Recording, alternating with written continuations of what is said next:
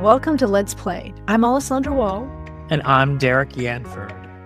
We're risk takers, Troublemakers, people who say what needs to be said, and ask the questions most people won't.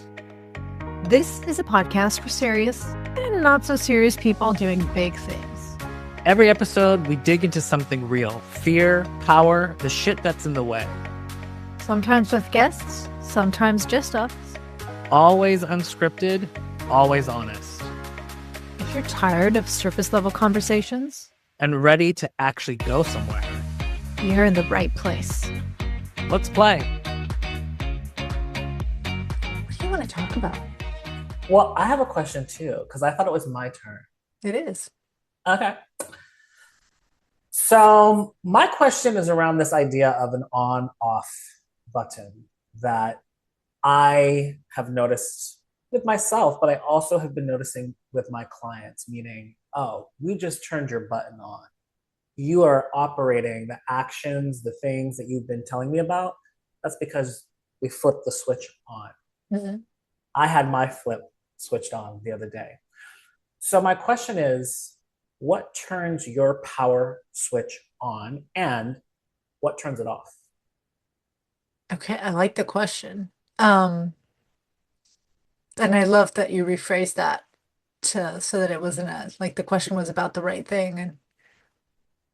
And what turns you on? Turns you on, Alessandra. As we said earlier, that's a different conversation. So podcast.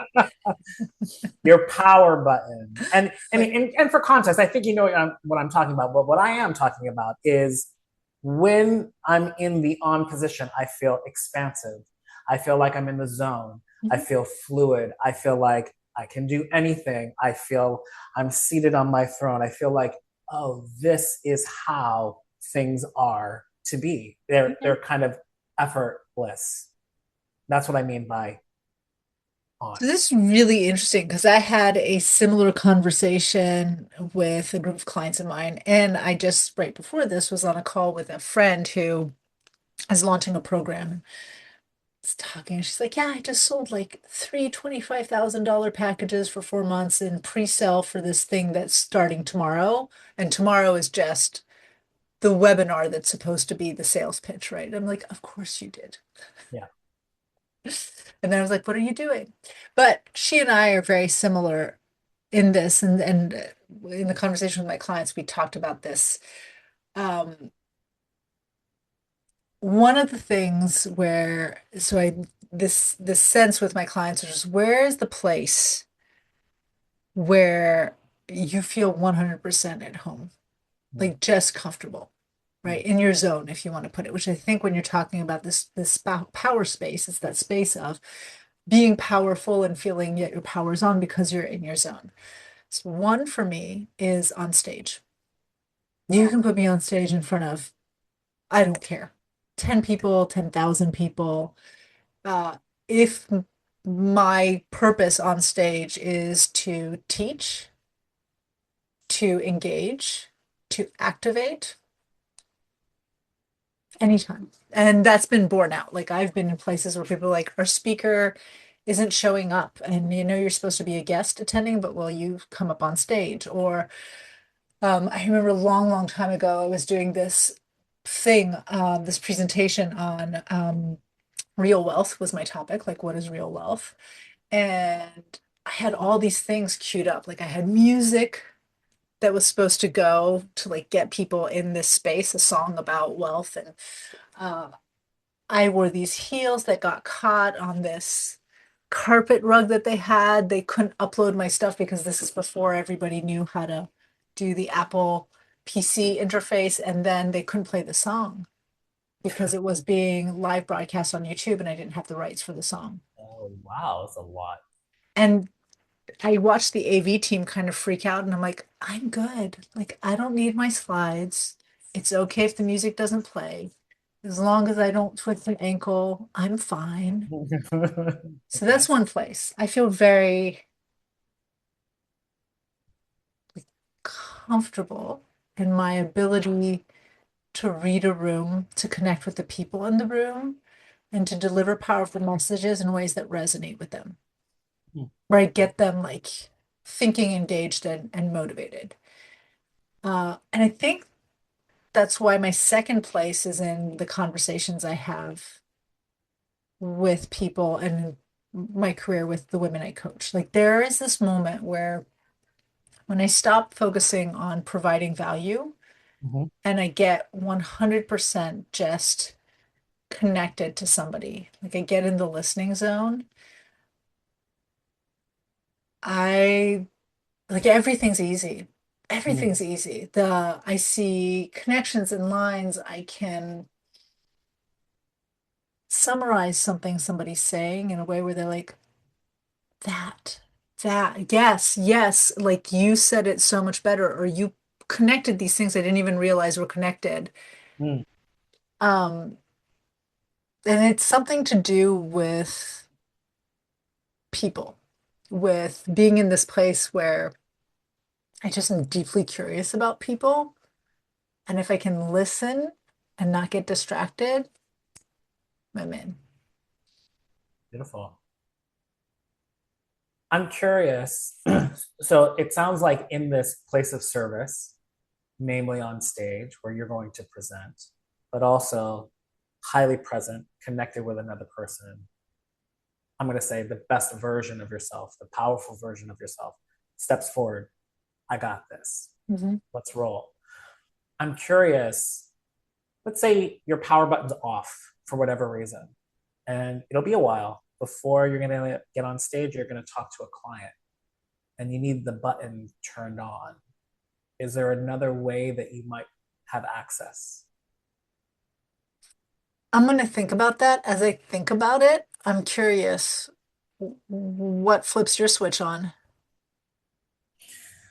So, what just flipped my switch on like hardcore and lit me on fire was a friend of ours, Kate Hurd. She's Uh, amazing. I had no, I had no idea. I had no idea. And for context, I'll say, yes, I maybe have seen her on a call or two in, a session that we had done with Rich before.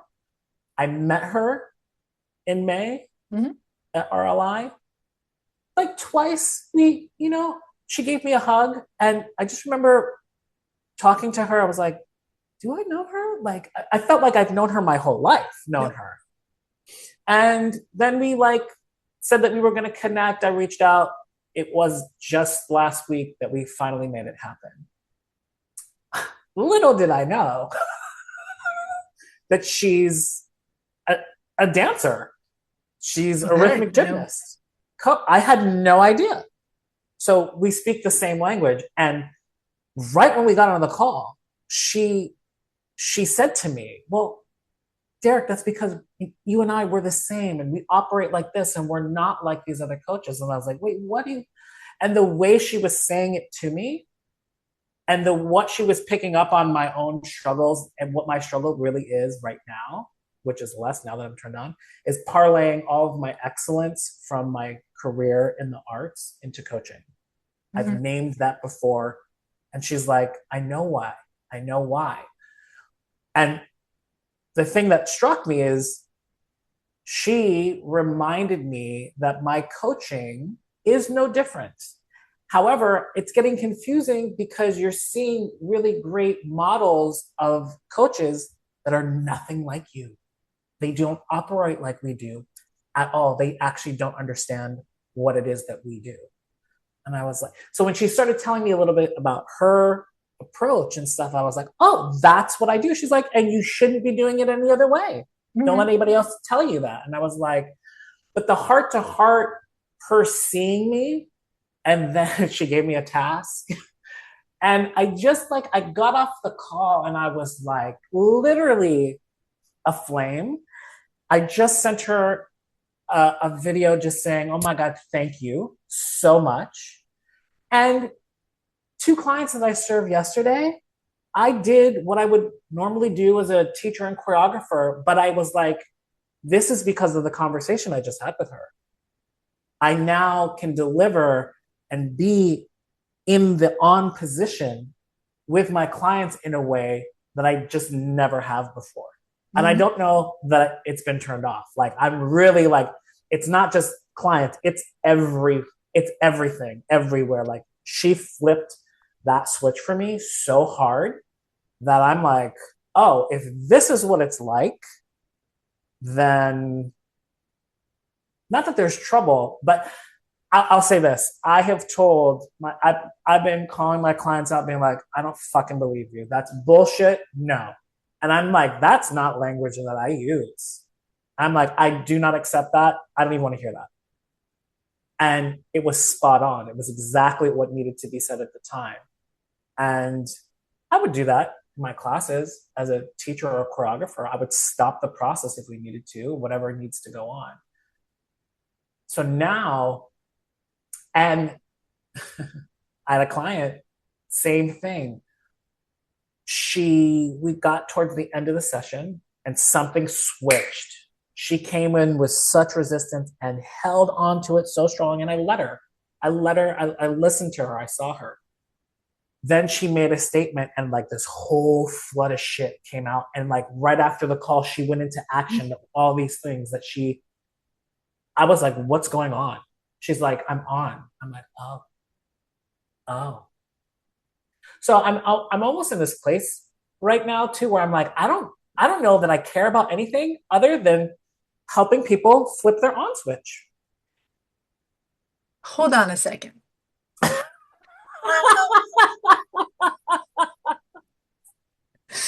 I got so many thoughts. Okay. I'm like, first of all, how come we never talked about this before? Second of all, that's what Kate does, right? One of the things I love about Kate, the conversations Kate and I have are very much in line with that, right? There are conversations about power because that's Kate's thing. Mhm. They're conversations about where we see our power and where we don't, where we see our power but don't step into our power, where we cede our power to other people. The conversations about holding your own in a room full of people who are very charismatic or very like show up in different ways. So similar. I did Mhm. not know, but I'll just WhatsApp her in a bit. You do that because she told me about her conversation with you. Oh, okay, cool. So not the details, just that she had Oh, had a conversation with you and oh, it was a great. really powerful conversation. And um, I think there's a bigger conversation here. Oh, So I like the initial introductory question. yeah. What flips your switch? Right. Uh, It's going to be the title of this episode. What flips your okay. switch?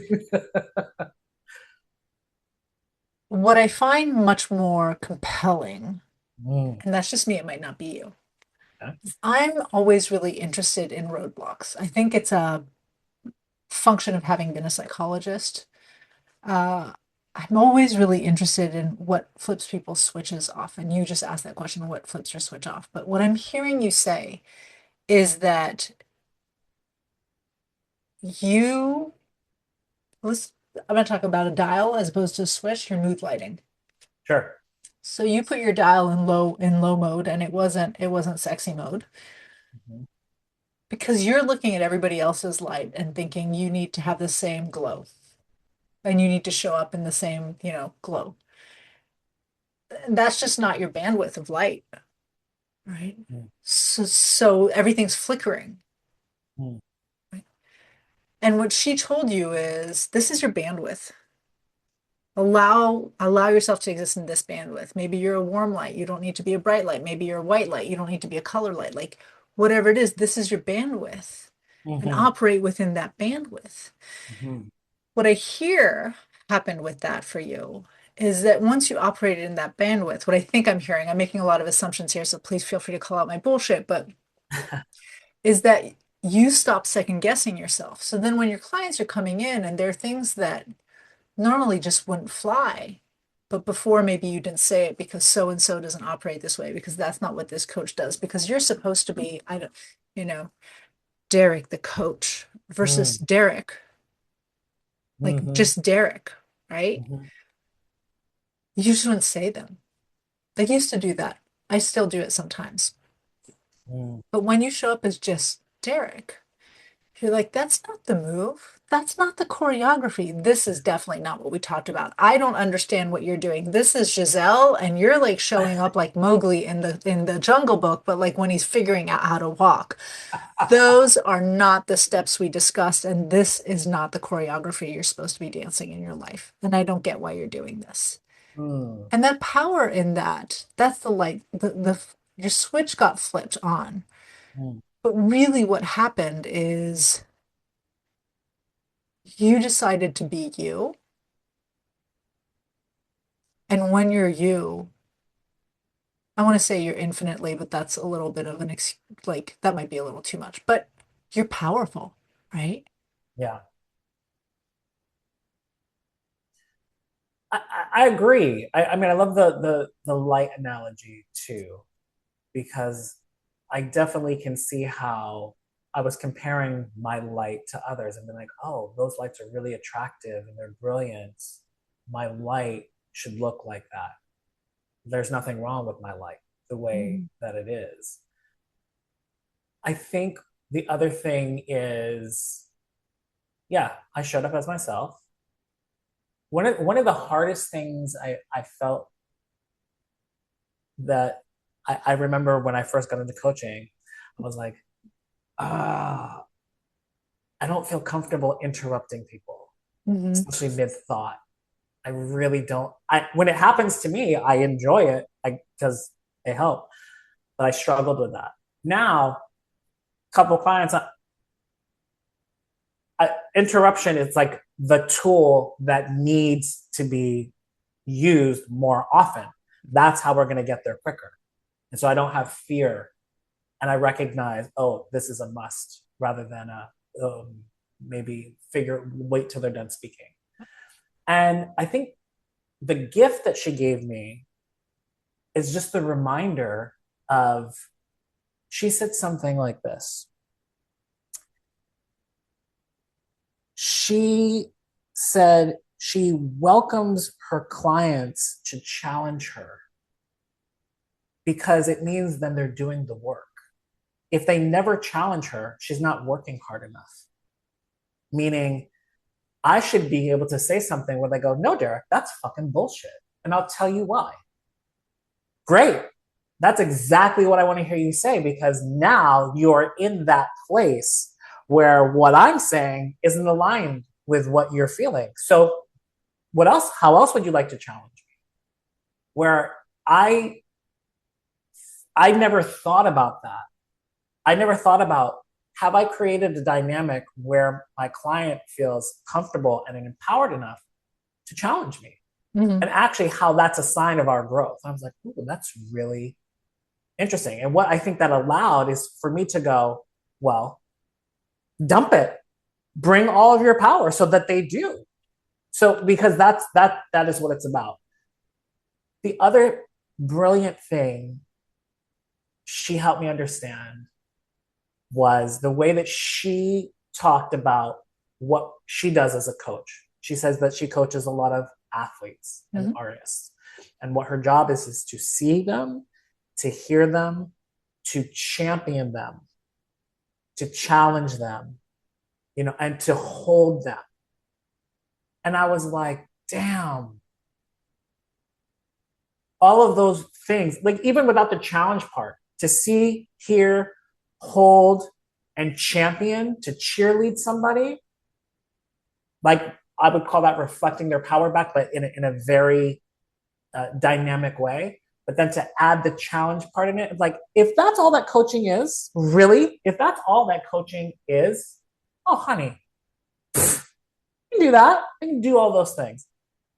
I here's where she really made a difference. She's like, Derek, I'm not in the corporate world. I don't have corporate clients. I'm not connected to that world so much. And she's like, well, we're artists. We have magic where some coaches, they have technique. They have great technique. They have all of these things, these tools, these scripts they've memorized, but they don't have artistry. We have artistry. And this thing isn't like something that you can name or point out. That's the beauty of it. We walk in a room, We see, we know, we feel, we understand. We have no plan whatsoever, and everything works out exactly the way it's supposed to go. That is artistry versus technique. And we really have both. We have technique and we have artistry. But what she empowered me was just like the dancer and the choreographer and the teacher that I am, I've studied years to develop technique. And while I have it, it is only at a particular level. My artistry, we're not even going to get into comparing it to anybody else's. Like that's there's no point in that. And I've always viewed myself as like, especially from the classical point of view, you never want to watch me at the bar. My bar work is not, you don't want to look and there's no examples of technique. When we get to the center, I'm going to dance circles around you. Even though my jaw was on the floor when I stood behind you at the bar, watching your technique, how flawless it is. But when we get to the center, you're so paralyzed by it, you can't move at all. Like that's, and I've just always owned that. She gave me that back to my coaching. It's so okay. This is really interesting. And you know me, like I like to break the fourth wall. I want to Yeah. talk to the people who are listening because on the surface, anybody listening is like, okay, these two coaches are having a conversation about them and about their world and their insights. And dear listener, hell yeah, we are. Here's the thing. We are you. Like that is the bottom line. Or at the very least, we are the people we coach. And I hate using the word I really actually hate using the word coach right now. So I'm just going to like tell our listeners that if you're listening and you hear the word coach, please, like that word is so restrictive. It's so diminutive. It so puts down what we do. So earlier when you said if that's all that coaching is, I'm like, no, that's the thing. Uh, That's not all coaching is. That mm, is so much bigger than coaching, mm, right? mm, You and I and Kate, and I think some of the best people who operate under this role or title of coach, this diminutive title. mm, Yes, there's coaching, that moment where you see a play, you can articulate it for somebody, you teach them how to like lean into their edge, perfect something, strategize a little bit. That's coaching. mm. And then there's the real work and the real magic. And the real magic is all those other pieces. Yeah. Is are you somebody who's going to walk into a room? And for the leaders who are listening to this, when you have to help somebody on your team, this is the same thing. For the parents listening to this, when you have to help a kid, help a friend, help a family member, walk a spouse through something, are you walking in the room and are you listening to the problem and framing everything along, well, this is problem A, and these are the solutions for problem A. You can do solution one, two, or three. And so this is what I'm going to teach you to do. And if you Mm, don't know those solutions, I'm going to help you recognize what problem A looks like and recognize what solutions you can put in place. And there you go. I've taught you, I've coached you. mhm, Or are you somebody who's going to walk into the room and look at the human being and all the factors and dynamics that have to do with that specific human being? And realize that whatever problem they're bringing your way, it's a symptom of something so much bigger, of mm, their worldview, of their personal identity, um, of their fears, of their dreams, of their limitations and capacity. And in all that intuitive knowledge, but not just intuition, intuitive knowledge, right? It's this thing that's built over time. You help, to use Kate's word, to use your word, you help somebody see themselves mhm, because you reflect them like a mirror. You help someone own who they are because you present it as just fact, not a compliment, not something nice to make them feel good about themselves. You help somebody be courageous because you give them a vision of what's on the other side of courage and you present to them the true fact that that vision is not just aspirational, it's a reality. It's mhm, one of the many strands in the metaverse, and they can choose that strand. mm, You provide them with the support and the structure and the championing to move through all the difficult parts of that, to move through the no, no, no, you're wrong. Oh, wait, you're right. I know you're right, but I don't know what to do with it. I know I should do this, but I'm not. Yeah. You challenge them because they're not fragile and they're not babies. And they come to you and they pay you and they value you because you're the only person in their life who's not going to coddle them. And on the other side of that is this sense of being seen, which is more than most of us get to experience in a lifetime. And with being seen, seeing your own potential, having the capacity to reach for that potential, and having the capacity to actually build the career, the life, the relationships, the relationship to yourself Mm-hmm. that you only saw in movies or heard from other people and you thought was never within your power. That's what we do. Yeah. And I really, really love that distinction because when I was a psychologist, I remember two patients, but I had one patient, a little girl. I mean, she was a middle schooler, but it was really sad. I was working with her because her best friend's dad had molested her. So every time she'd do sleepovers, he'd wait till his daughter fell asleep and he'd molest her. And he was a Girl Scout leader, and this is terrible. And I remember sitting with my supervisor at the time, and then I have another story similar, but with a different mentor, and saying, I don't know what to do. Here's what I did. Like, and she said, of course you know what to do. That was the right, what your choice, your action, this is the right. And she's like, this is why. And then she articulated for me the reasoning behind my choice of intervention. I was a brand new psychologist. I was 26 or 27 at the time. Mm-hmm. And then maybe 3 or 4 years later, I hired a mentor and a supervisor, Mm-hmm. an incredible therapist. And same thing, I was working with this kid, and I come down to see my mentor's name was Reshni Barrett, great guy. And I'm like, Dr. Barrett, I mean, I don't, I feel like I'm shooting from the hip. And Breffney said, but you're not, Alessandra. You think you're shooting from the hip just because you can't name the theory, the psychologist, the structure for why you're doing what you're doing. But he's like, your hip is instinctual. You have this finely honed ability in the moment to read the situation and to know exactly what needs to be done. Who cares if you can name it? Because I Right. felt like an idiot, right? Because my peers were like, well, I'm using this approach and this, have you ever tried this? And like, so and says that. I'm like, my brain doesn't work that way. Right. Right. So moving into being a coach, maybe the advantage I had and like what's happening for you is I sat there and in the beginning I tried to play the executive coach, just like when I was a therapist, I tried to play Dr. Wall. Doesn't work very well. And in those moments we think too much. We're Yeah. trying to please. We're trying to glow at the same lux as somebody else's light. Right.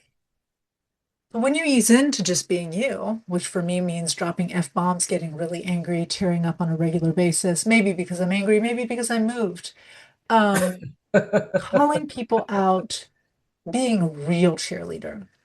Yeah. I did this twice already today with people who are like, why do you do this? I'm like, it's the best part of being a therapist. You watch somebody walk in and they're completely hopeless, but I know I can see what's on Yeah. the other side of this, Yeah. right? That's what you're doing. And so, if for you the metaphor is, and the matrix for understanding this power in yourself is who you were in choreography, who you were as a dancer, then use the metaphor, Yeah. right? That's the thing. She was like, Derek. So she gave me a task at the end. She's like, you're going to create for me a 3.5 day retreat. You got to pick the place, you got to pick the people, the whole itinerary, everything that they're going to do. And she told me, you're going to have 3 creatives, 3 corporates, and 3 coaches. She's like, and I'm going to be your co pilot. I'm like, okay. And even as she just said it, I got really excited. And then when we got off the call, I immediately went into action. She's like, Derek, you understand that whatever you create, that's what it's supposed to be. You're literally just going to choreograph these 3.5 days with these people, and whatever you give them is what they get. Just like you choreograph everything else, everything that you have ever done has been like this. Sometimes you might have walked in with a plan, And other times you had no idea, but everybody got served. And I can tell you, as a choreographer, early in my career, and even using that word, like it took me a while to title myself. If people ask me, what do you do? What are you? Choreographer would come later. And then I remember when I would lead with them, I'm a choreographer. Sometimes I would have a plan and I would be the assistant choreographer to very different types of people. One, everything was planned out before the dancers came in. One, there was no plan ever. And I loved both.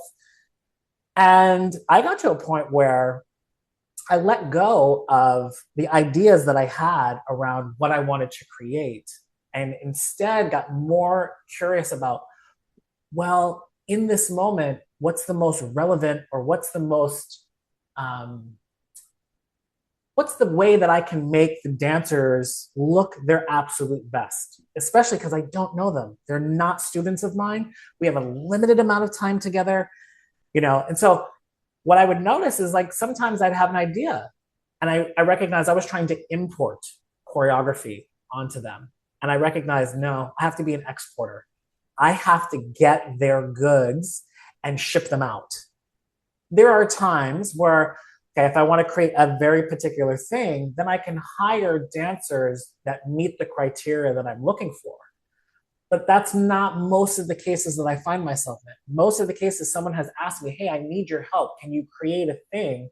Here are the dancers. This is what you got. And it changes. Now, two of them are not there. Now there's going to be this one. Okay, let's roll with it.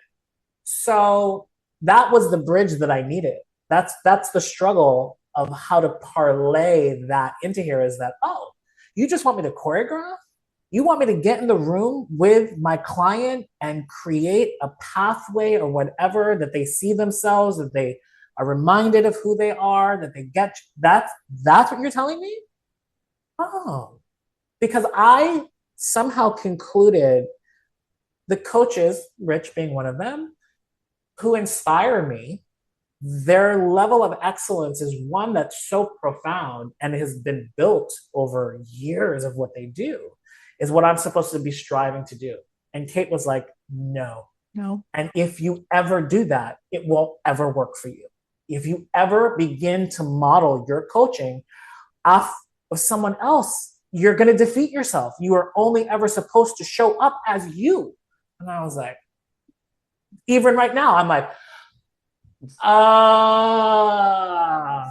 As somebody who fixes the electrical in my place just a little bit, it's like trying to put an incandescent bulb uh in a socket that's been designed for an LED bulb. I mean, sure it fits. By turning on the power, what you're going to find is the incandescent bulb doesn't turn on. Vice versa, put an LED in uh, a place where, like with a dimmer where you're supposed to have an incandescent bulb, and even when you turn the dimmer all the way down and you need the darkness, no darkness will come because there's just enough power to kind of light that LED bulb, right?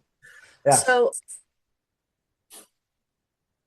I there's didn't a know. reason we're together, right, doing this. The similarities, the patterns are there. And again, breaking that fourth wall and talking to the people listening, here's the thing I want you to hear. It's the first question Derek posed. It's acknowledging that all of us have people, situations, really honestly, beliefs and assumptions Mm-hmm. that shut us down, that make us show up at a fraction of our actual light. And the first step to changing that is actually just to recognize who are those people? What are those places?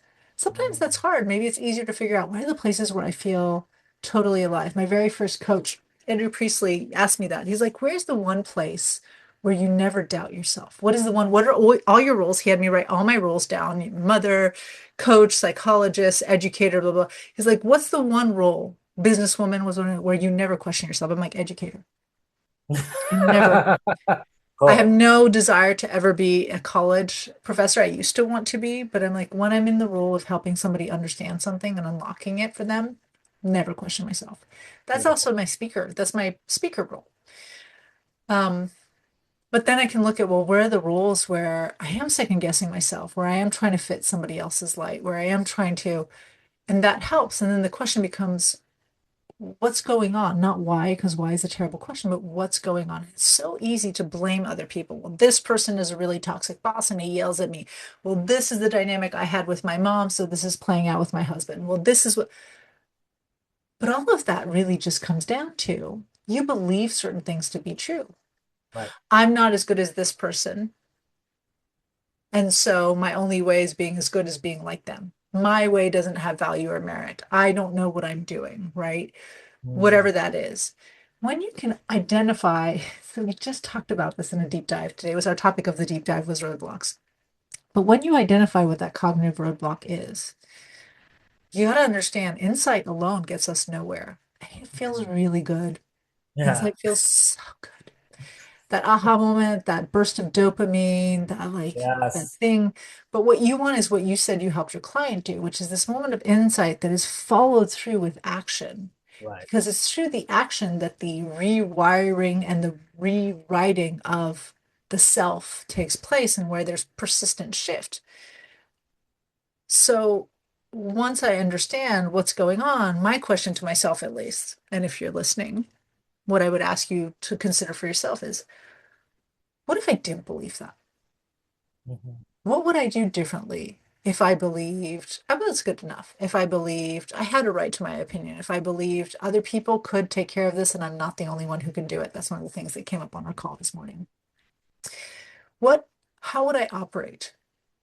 And what would it look like to practice that? So, like, you called your clients out, right? You're like, not doing it, not sitting here. Or you interrupted them, which I'm sure felt both really uncomfortable and really empowering and a little scary and also really fun, Mhm. right? And it's having the courage to go, I'm just going to test this out. It could blow up in my face, but I'm competent enough to handle the aftershock from this if it does blow Yeah. up. Yeah. But I also know intellectually that is far less risky than I fear it to be. Yeah. Right? That to me is the big, like I play with that constantly for Yeah. myself. That's why I love the work we do, because you get to like work with other people and it's this constant reminder of what you need to do on your end. So to that extent, what is the thing for you that turns your power button off? What are the beliefs that you're attached to that go, mm-mm, not possible? A couple. I was just having this conversation with friends of ours the other day, but in my business, which is really important to me, my business is my legacy. It's also my passion. I find it fun. My kid the other day told me I needed a new hobby, and I'm like, you're saying that because you don't like my hobby, but my job is part of my hobby. I don't need another hobby. You just want me to want to do the things you want to do. And I don't Mm-hmm. need your judgment about how I spend my time. But then I have plenty of hobbies. I sit and read. I go out with my friends. I surf sometimes. They're just not what he wants me to be doing. Um, but in my business, one is believing I'm a woman who owns a business, but I'm not a businesswoman, and I'm not a business mogul. So I play Mm. very small. I play smaller than I need to. I invent all kinds of excuses in my head that are a association. It's like when you buy a doll or a toy set and then you can buy all the matching things, right? You like buy the first one and then you can buy all the accessories. There are all these accessory thoughts and assumptions that go with that main one that maintain the limitation and will help me justify staying in that space. So that's one thing. And then at the end of the day, I mean, the belief that I've been working on since I was a little girl, is the one that I'm just not that special, right? So I can recognize on an absolute scale, I know what my IQ is. I know what I've achieved in my life. On an absolute scale, I'm two standard deviations above the mean. I know that women don't usually say that. It's terrible. She's so full of herself, they say, as they listen to it. Pasha, I can tell you from my IQ, at least that is accurate. Maybe not all the things. My surfing skills are not two standard deviations above the mean. My dance moves might be, but then yours are three. So remember, it's an exponential scale as we move there. Um, But wait, but with what you're saying, can you tell me a story? Can I you? will in just a second. I just want to put Okay, context, but the mediocrity is relative.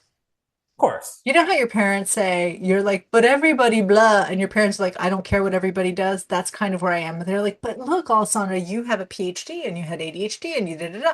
And then I say so, and I'm like, yeah, compared to other people, I'm like, I don't care about what other people are achieving. I only care about what I can achieve relative to A, what I believe I'm capable of, B, what other people who I admire are capable of. Mm, beautiful. So, what kind of story do you want, Derek? Well, one that kind of highlights what you're talking about in a way where I want to be able to feel it or see it. You know what I mean? Like I want to be in your world. I want to know the heartfelt, oh my God, I got it. Okay, I'll say one as a businesswoman. I can give you a ton of ch childhood ones, but um, I just talked to my friend who's amazing, right? The one three pre-sales, 25K, four Yeah. month Okay. programs. Yeah. My story is, well, of course she can do that, but I can't, like, because she's exceptional and I'm just me. I mean, I've got a business and I'm good at what I do and people love working with me and not that, but that level of having people of being so clear about the value you can bring and being so good at getting other people to understand it and being just so whatever she is, all the things that she hasn't even, she has not even offered her program yet. Right. Right. She's not even announced it and she's already sold it. Right. So that would be an example where in my head, I'm like, oh, I wish I could be like her. Like, why can't I be like her? I mean, and I guarantee if I worked with her as a coach, here's what would happen. At some point in time, I'd be like, well, for you, because you're just so fill in the blank with whatever. But for me, it's really hard. And I see this all the time, but since I love being truly honest and who doesn't not feel excruciatingly uncomfortable just airing all their insecurities publicly, that is like my biggest, and it's not how people perceive me. Yeah. Yeah. But it is certainly like the biggest thing I fight against. And when it's not there, it's fantastic. But when it's there, it is so limiting. And do you, from that story, do you think before she told you that you were in the on position, then you heard it and you went, fuck. I'm working through a launch right now, so I'm in the off position anytime I work through a launch. Okay. Oh, interesting. Yeah, I hate lunches. I love new programs and I love bringing people. I hate the whole like get people excited. It feels like a popularity contest, right? So Sure. if you launch a program and you have like two people and you're like, nobody loves me. Yes, yes, I'm yes. sad. So I'm in that anyhow. No, actually, so with her, it's different. So one of the things I've been training myself, right? And remember I said the key isn't just to have insight about this, it's to ask yourself what you want to do with that insight. So for many years, I was like, oh, I have insight. I'm going to remind myself that this is what holds me back. I'm going to remind myself that this is what holds me back. And all that did is put that thought and that belief front and center in a completely different way. Probably Mm, better than if it had been operating unconsciously in the back.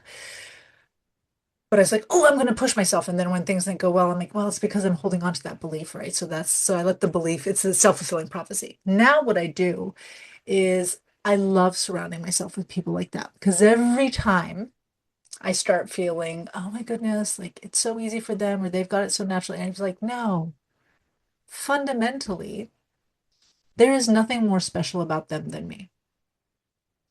And so if they can do it, the reframe for me is if they can do it, I can do it. yeah, yeah. When I used to teach parkour, when I used to do parkour, uh, I didn't actually teach very often, but I'd watch these 20 something year old boys try to teach kids parkour. And they would try to teach girls and boys exactly the same way. Mhm. And I don't know if you know my background. I started as a child psychologist. No. My very first career was a child psychologist. Okay. And I would stop these 20-year-old boys and I'm like, are you watching your class? Like the little boys, they're just like doing this. They're vaulting, they're running up the walls, they're doing climbs, they're doing cats. Watch your girls. They're all standing on the side. And they had this idea that it's a confidence issue. I'm like, it's not that. boys see another boy do something amazing and they're like, Uh, oh, yeah. he just did that. Um, I can do that. If he can do that, I can do that. And if they don't, it's if he can do that, I need to be able to do that because I Yeah. don't think I can. Yeah. And so they go, they run, they do stupid things, they hurt themselves, but they get there. They Yeah. understand that failing and hurting and making a fool of yourself is just part of the process. They might not like it just as much as girls don't like it, but in their brain, it's wired as this is just part of the process. That Right. fool did it. I should be able to do it, or I can do it. Sure. Regardless of where they're coming from, the action is the same. Girls go, oh my goodness, that's so cool. He did Mm, this, she did this. I mm, could never do that. It mm, feels too big. So with mm, the girls, what I would do is I'd take the girls aside and I'd say, do a Kong. Do you know what a Kong is? It's when you run up to an obstacle in front of you and you basically put your hands on the top of the obstacles, you curl your feet up and you jump forward like a dog would jump over, or a rabbit would jump over an mhm. obstacle, right? That's called a Kong. And as a human, it's a weird thing. And as a girl, our center of gravities are different. So that's another thing, right? It's a weird thing to do. It takes a lot of courage. But what I do is I'd be like, we're going to break down this movement. They're like, I can't do that. I'm like, don't worry about that. All I want you to do is run up and put your hands down. Just run up and put your hands down. Okay, now I want you to run up, put your hands down, move one hand, and I would and break down the movement into smaller and smaller pieces, Mhm. and then have them build those pieces together. And Beautiful. eventually I'd be like, you're doing it. And once they get it, the second they get one, they're like, I got it. Yeah. Shit, Yeah. if Yeah. I can do it once, I can do it forever. I can do it better than him. And that's what matters, right? To me, it's rewiring in that same way. It's looking at somebody and going, I'm looking at the end product of whatever you've achieved. Maybe it was a natural skill, maybe it was whatever. Can I stop for a second and go, it's just pieces. And I'm just as capable of figuring out the pieces. And then I can figure out my own version of the pieces. And then at the end of the day, if you can do it, I can do it. Mm. But to me, that's what turns my switch off. It's when I see something and I'm like, oh, I haven't achieved that. That must mean I can't. And I have to rewire that. Got it. Got it. Yeah, it's interesting to hear you describe it in that manner. And I definitely, for me, I, I I've definitely compared myself to other people. I would say it was more when I was younger. I had an identity crisis in terms of if you heard my language, you would always hear me talk about somebody else and how they were like, especially like I was that person that kind of attached myself to somebody and wanted to be them and emulated them and thought I could and thought I should do all the things that they did.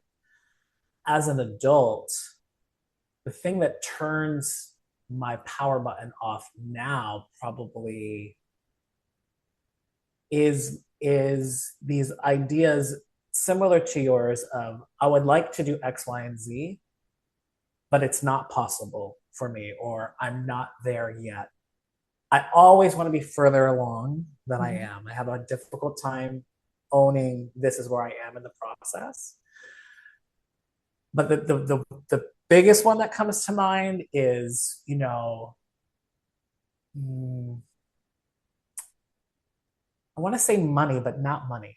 I want to say like fear that I want to be able to do this particular thing and I can't. Like it just because I usually because I don't know how.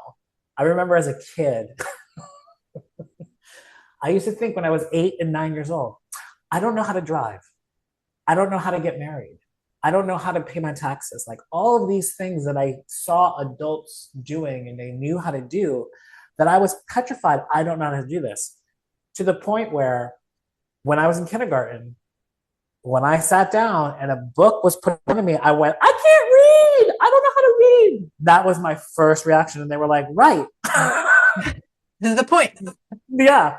So in my adult life, when I start to picture an idea of who I am or who I'd like to be, the off switch gets put into that position when these thoughts like you, these ideas that cope, but you don't know how, you can't achieve. And then the real off button is when I identify and I believe it and I back away from and I start to find a new direction Mhm. to go in or cling to something that I am familiar to. And that was kind of coaching in some ways. Like Yeah. sometimes, the question, who would you like to coach? And I remember early in my career, this woman I came across, she had just purchased like this mini donut food truck. She was so kind. She made me some extra. She's like, "Do you have some time?" I'm like, "Yeah." She's like, "Well, I'm going to make you this donut. Just try it. Tell me what you like." Had a conversation with her and the girl that was working.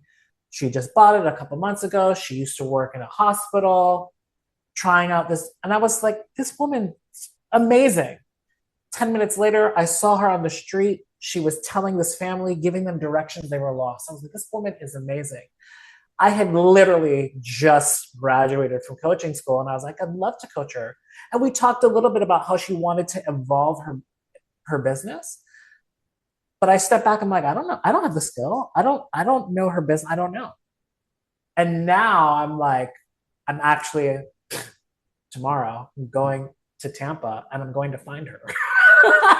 Because I want to let her know that about all these things and just really to connect with her. Mhm. But the difference is I recognize that power switch, that on switch. I don't need to know her business. I don't need to do or be anything different than what I was. Yeah. And I'm curious of like because my switch is on so hard. I'm kind of wondering when's the next time it's going to be put off because I'm like on fire. Do you know when you've done something you're like nobody can tell me shit. You can't Yep. tell me shit. I came back from Santa Fe like that. I'm in that zone right now. So when the if no, I'll tell you this. If I'm going to be really honest, I want to go to South Africa Mhm. in September. And there's part of me is like, I'm going, I'm booking a flight, I'm getting the Airbnb, I'm going to do all these things. And then there's like, you don't have the money, you don't know where you're going, you don't have a. And then a part of me goes, you don't need to know. You're just going to do it. It's all going to figure itself out. Yeah. I'm Yeah. going back and forth a little bit. I like the idea of so two things. You just made me think of a story. I want to share it really quickly, just because Yes. I'm one of those people when I'm like, oh my goodness, I just connected two nodes in my brain. I was thinking, so my earliest memory of feeling that way is my brother. It's just fascinating because if you ask my brother how he feels about me, it's probably we flip the rhetoric. But my brother was somebody who never did well in school, but was brilliant, recognized by all his teachers as brilliant. He was that typical brilliant but bored, therefore got in way too much trouble. uh, Um, and he had this way with people. Chris could charm the pants off of anyone. So when he needed something, when if the flight was delayed and he went first class or he wanted to convince somebody to take a piece of luggage that was over 50 pounds but not charge it, Chris could do it. Um, and he could do it so well. And I mean, he talked his way into Columbia. GED, no SATs taken. He met somebody, they talked. The person was just blown away by him and helped sponsor him and helped him like write his get ready. And I mean, he applied and everything. But my point is, yeah, wow. first of all, and for all the kids listening to this, we realize like back in the 90s, things were way easier, but this probably wouldn't work today. But it was still super competitive. And back in those days, he just had this incredible. Chris gets people, and he's so brilliant. He's so smart. Um, and he had this way of just like people were just like, yeah. And I remember thinking, but I work so hard. I have AD. I didn't know I had ADHD at the time. It probably would have helped. And I have to work so hard for my mediocre grades. And I don't even have Chris's thing. Like I'm totally the rule follower in many ways. I do that, right? They said I need to pay, so I'm going to pay. They said, but I Yes. think of who I am now, and I'm that person. Like I'm totally that person. Mm. because I learned to trust myself and to have 1,000 conversations with people and be really interested in people and just kind of show up as me. And I'm the person who's going to show up and look at the poor gals at the Delta desk and go, "Oh, everybody's been yelling to you today." And when they say, "How can I help you?" I go, "I don't know, but the fact that we just talked is enough. Like the fact that I'm just here is thank you so much. I know you've been having a really hard day. Here's what I'd like." I'll be like, "We can put you on this flight." I'm like, "But that flight gets me back home at midnight. I haven't seen my kids in 5 days. If that's all you have, of course I'll take it. But if there's any way you can get me on a flight back at a reasonable time without doing 3 transfers, I would appreciate it. And if you can't, I just thank you for what you've been doing, right?" Yeah. And they'll Yeah. be like, "Well, we can fit you on this flight if you'd Hmm. like." And it's not Hmm. because I'm lying or manipulating them. It's because I'm coming in and I'm like, "I get it. Your day sucks. But your day sucks doesn't mean I'm not going to advocate for what I'd like. And if you Sure. can't give it, I'm not going to berate you because your day sucks." And Yeah. I'm like furious. Like sometimes I'll tell them, "I'm really trying to keep it together. I'm so angry. I know it is not your fault." Mm. But it is that thing, I think, of all of us, if we can look at those moments, if we you can tap into 5-year-old Derek or 4-year-old Derek who's like, "I can't," right? And you go, "But now I can read really, really well," Yeah. right? And I can tap into the younger sister who looks at her older brother and goes, "Everything's so easy for Chris." And I know now, as adults, having that's not true. And that's Right. not the way he experienced it. But from the outside, that's what it looked like to me. Then everything becomes easier to challenge. Yeah. Everything. Yeah. So for you and this trip to South Africa, Yes. how are you gonna make it happen? Because you're going to make it happen, right? You're headed to South Africa in September. What's the Yeah. date? What's the week you're going? I think I'm going to leave here August 31st. Okay, I I'm know going to you're going get to leave there. August 31st. That's when you're leaving, not think, but you're leaving August 31st. Okay, Yeah, I'm awesome. going to get there the first. I'm going to have an Airbnb for the month of September. And then if I end up staying later than that, I'll figure it out once I'm there. But just getting myself like on the map there, I feel like here's the story I'm telling myself. If I book that and the flight, everything else will take care of itself. I Which is know true. that. I know. I'm just kind of in a precarious position right now because I could do that, but it would make some other things difficult. So what I'm working through for that, like tonight, I'm going to my men's group. We meet every Tuesday. I'll probably announce that I'm struggling with this. So part of me is leaning into, well, where can I ask for help? That's the thing. The When Derek asks for help, you want to shut down that neediness, that like I grew up poor, was on welfare. We had like, a ticket that would allow us to get hot lunch that everybody knew when you paid with that ticket. That's what that was for. So as much as it was great, it was very embarrassing. Yeah. I was scholarshiped for all of my dancing. It always felt like this place of I'm thankful, but I'm also don't feel empowered. So asking for help for a very long time brought me back to that. And as an adult now, I recognize what just turned me on is like, I have to be mindful that there are people who are waiting for me to ask for their help because they're looking to service me. They want to support me. They can't do it unless I make the request. So I feel like I want to be really honest and go, can someone help me with booking this part of my trip right now? Like that's where I'm stuck. If I could do that, then boom. And even making that statement here feels a bit vulnerable, but at the same time, there's some power behind that. So, and then my network, right? Like, I feel like I've already started some conversations with some dance teachers and some people. We're on WhatsApp, like all this stuff. But I'm also kind of like, well, if I knew I was going, if I'm like, oh, I have the ticket and I have the Mhm. place, boom would happen, boom would happen, boom would happen. So I'm playing this experiment. Well, let's reverse engineer that. Make boom happen, boom happen, boom happen first, and then get the ticket.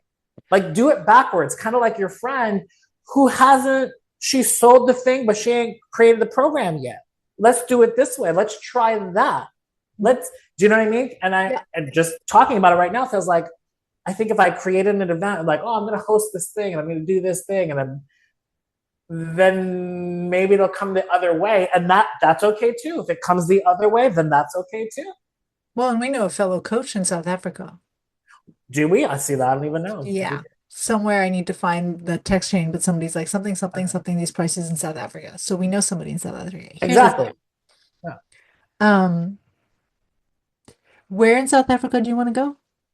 Starting in Cape Town and then Johannesburg.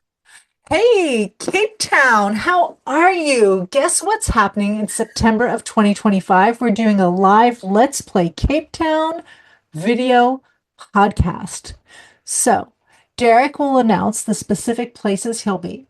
But if you would like to be coached live by Derek on air, if you're ready to play, September 2025, meet Derek in Cape Town and Johannesburg. We're going to have our first Let's Play International series in September.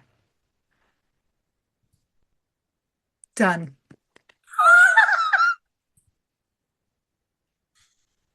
I missed my calling as a radio ads person, didn't I? It works here, honey. That was, thank you. That was fierce and perfect. Like, I feel that. I feel that. I'm on. Okay, I'm we on. talked about it last time after the thing. We're going to do Let's Play Yeah, International series, then we'll travel together. Let's totally. let yeah. Let's play Singapore, let's play Paris, let's play A Vienna. 100%. You were speaking my language. Like, here's the thing. So when Kate asked me create this retreat, I definitely got on like AI to help me suss some things out, and it asked me some questions like, no, I need location first. And I said mountains and water, and I was like, no, Bhutan. And I never been to Bhutan. I know very little about it, except for that a visa, it's like $250 a day because they want to keep it without tourists coming. It's difficult to come. So I thought about that and I was like, fuck, this is not about logistics or if it's real. This is about you speaking into the world the thing that you want. Fuck it. So I was like, Bhutan. Then I researched and I said, oh, it has water, it has legs. And I'm like, okay. And then I looked at, oh, this place is called Six Senses. I'm like, great. And then I looked at the prices for the rooms and I got freaked out because it was like $2,000 a night. I was like, oh, I couldn't have it here. And then some part of me smacked myself and said, what the fuck does that has nothing to do with it? This is just whatever. And I'm like, oh, you know what I mean? Like I so much want to stop myself in my tracks, especially when I see dollar sign numbers. Mhm. And what you just did is exactly the place that I need to remind myself to come from. Of I got it all. The goods are here first. The price, the flight, that's logistical shit that will figure itself out, bitch. You hosting, show the fuck up. You know what I mean? And it's like, I do. And I think I uh, just made another announcement for our podcast, which is that eventually we'll have calls where you get to be coached by us. It's of gonna be so course, much fun darling. because we Of coach course. in very different ways, despite having the same belief about, you know, mirrors and championing and challenging and all of that.